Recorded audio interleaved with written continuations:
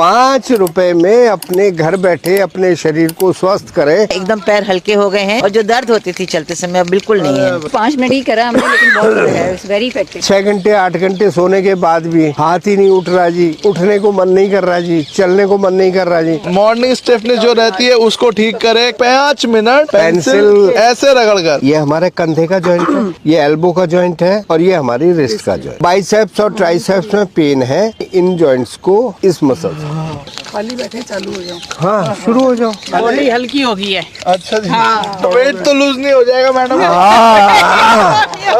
ये आपका कीबोर्ड है, यहाँ टाइप करोगे स्क्रीन पे टाइप हो जाए, तो अगर यहाँ करोगे तो अंदर ऑर्गन ठीक हो जाए। कंधे का दर्द ठीक हो गया मेरा, थोड़ा थोड़ा सा हुआ था आज, तो वो निकल गया। जो लस्सी रड़कते थे हाथ से, तो उनके हाथ के प्रेशर पॉइंट अपने आप दबते थे, तो इसलिए क्लास में ना आने का बहाना नहीं। पेंसिल रगड़ कर अपने स्टिफनेस को दूर करे, शरीर को हल्का बनाए। कंधा दर्द, कमर दर्द, घुटना दर्द, उसको ठीक करे। सिर्फ 5 रुपए की पेंसिल 5 मिनट रगड़ कर 5 तरह के लाभ इस प्रकार 5 तरीके से लिया जाए। हमारी स्पाइन को लेके चलते हैं, तो हम अपनी स्पाइन को ऊपरी हिस्से को, जिसको हम सर्वाइकल एरिया कहते हैं, इसको हम 4 पार्ट में बांटते हैं। पीठ करने की जरा, तो हमारी यहाँ से लेकर टेल बोन तक ये 26 वर्टिब्रा, 7 वर्टिब्रा आपकी गर्दन के अंदर होते हैं, एक के ऊपर एक रखे होते हैं। 12 आपके अपर बैक में होते हैं, यहाँ से यहाँ तक। 5 आपकी लोअर बैक में होते हैं, और एक जो ये पेल्विक एरिया है, इसकी पीछे वाली बोन सैक्रम बोलते हैं इसको, ये भी रीढ़ की हड्डी का पार्ट है। और इसके ठीक नीचे दोनों हिप्स के सेंटर में एनस के ऊपर, जिसको टेल बोन बोलते हैं, कॉक्सिक्स बोन।